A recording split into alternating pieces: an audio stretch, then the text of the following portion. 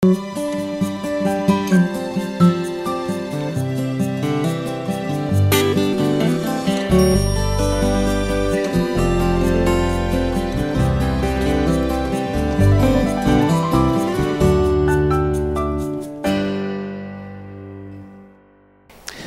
dia, amigos. Estamos aí começando um novo dia, para muitos hoje um feriado, que eu espero seja muito bem aproveitado. Para os aniversariantes do dia, certamente uma celebração especial, e eu começo por transmitir um abraço especial para você, que hoje completa mais um ano de existência. Quero agora me dirigir também àqueles que residem na cidade do Recife para dizer que hoje, às 17h30, no Shopping Itacaruna, nós teremos uma pequena mostra, uma pequena apresentação da equipe do Contando e Cantando o Natal. O espetáculo será apresentado na próxima semana, dias 15 e 16, no Teatro Valdemar de Oliveira. Mas hoje, no Itacaruna, uma brevíssima apresentação do coro CCN, começando às 5h30 da tarde, e você, se estiver passando pelo shopping, certamente vale a pena dar uma parada para conhecer um pouco da proposta do Contando e Cantando o Natal. A todos agora o convite para que os próximos instantes sejam de reflexão nas Escrituras Sagradas, naquilo que a Palavra de Deus tem a nos falar. Na carta aos Gálatas, no capítulo 6, no versículo 8, nós lemos o seguinte: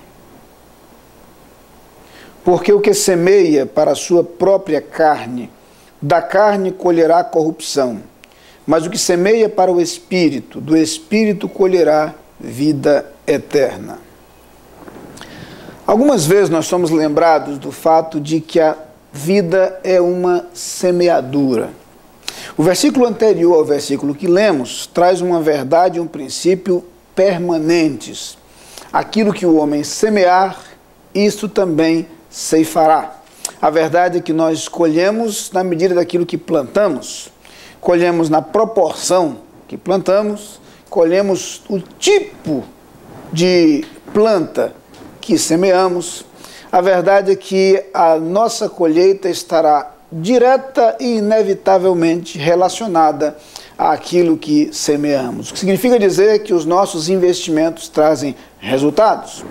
O modo como nós empregamos a nossa vida, o nosso tempo, os nossos recursos, o nosso potencial, as coisas para as quais damos nossa atenção, tudo isso produzirá resultados, produzirá efeitos exatamente de acordo com as nossas escolhas, com as nossas decisões e com as opções que fizemos. Isso vale para todas as áreas da vida e certamente você já tem aprendido isso, algumas vezes de forma muito positiva, outras vezes de forma negativa, mas certamente desde a infância começamos a aprender esta relação inevitável entre o plantar e o colher, o semear e o ceifar. É por isso que o apóstolo Paulo, ao escrever aos Gálatas, lembra que nós podemos semear para o Espírito ou para a carne. Nós podemos investir em valores espirituais ou em valores meramente materiais. Por diversas vezes a Bíblia nos alerta com relação a isso.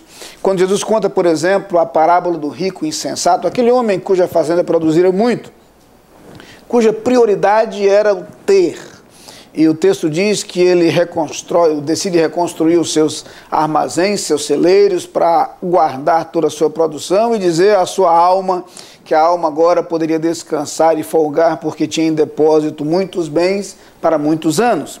E Deus diz àquele homem: louco, esta noite te pedirão a tua alma e o que tens preparado, para quem será? Os bens materiais são passageiros, são finitos, eles se corrompem, eles se destroem, eles perdem o valor. Jesus fala do ajuntar tesouros na terra, tesouros que são consumidos pela ferrugem, tesouros que são levados pelos ladrões, mas fala também de tesouros celestiais. Percebam então que o foco nas palavras de Jesus, quando ele fala de ajuntar tesouros no céu, é o mesmo do apresentado pelo apóstolo Paulo ao falar aos Gálatas a respeito dos investimentos e da semeadura espiritual. Podemos sim pensar em valores espirituais, que são valores interiores e que são valores eternos. Em nenhum momento a palavra de Deus nega o fato de que os recursos materiais são necessários, claro que são. São importantes? É óbvio que são. Precisamos deles e vale a pena tê-los para viver melhor, inclusive para servir melhor.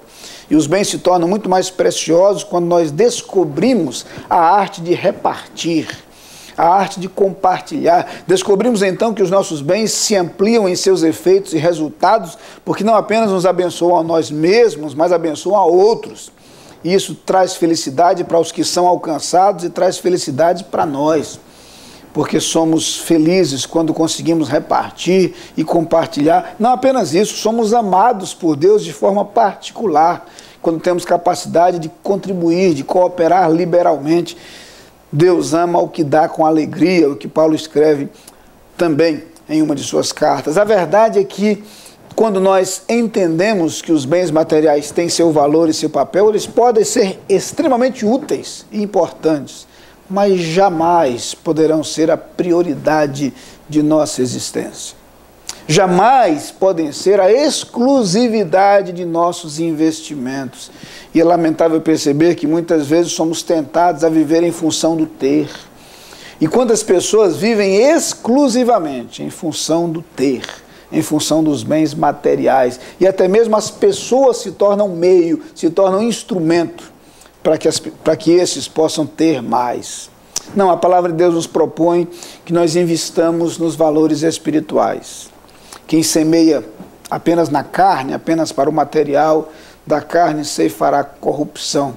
E corrupção se aplica tanto ao fato de que os bens materiais são corruptíveis, como ao fato de que a nossa própria vida pode ser corrompida em nosso modo de ser e de viver, pelo foco e pela ênfase nos bens materiais. Mas nós podemos também investir nos bens espirituais. Podemos sim investir na vida eterna. E aí, a Bíblia diz que se semeamos para o Espírito, nós ceifaremos vida eterna. A colheita que Deus deseja para você é uma colheita composta de valores imortais, valores duradouros, valores permanentes. Porque o grande desejo de Deus para a sua vida é que você tenha vida eterna. E por isso Deus enviou Jesus, para que todo aquele que nele crê não pereça, mas tenha a vida eterna. Vamos orar. Pai querido, muito obrigado pela Tua palavra, pela clareza da Tua palavra, e por podermos constatar em nossa experiência quão verdadeiros são os ensinos da Bíblia. Ajuda-nos, Senhor, a não ceder à tentação de investir em bens materiais apenas e torná-los prioridade em nossa existência. Ajuda-nos a entender que há valores espirituais, duradouros, eternos, e que nesses valores investamos o que temos e o que somos. Que o nosso tempo, nossas oportunidades, nossos relacionamentos e nossas decisões caminhem nessa direção. Amém. Lá vem o sol pra dizer que é dia, enchendo a terra de luz, a noite, despontando no horizonte. Lá vem o sol, pondo fim à noite, pra dizer que é dia. A Igreja Batista da Capunga e a Abrades apresentam a edição 2011 do Contando e Cantando Natal, com o espetáculo A Grande Festa. Um espetáculo completo com muita beleza e emoção. Dias 15 e 16 de dezembro, às 20 horas, no Teatro Valdemar de Oliveira, na Praça Oswaldo Cruz. Ingressos à venda no local. Patrocínio Grupo Adelim, Águia, Consulte, Exata, Bem Viver, Colégio Americano Batista, Fina e Clássica.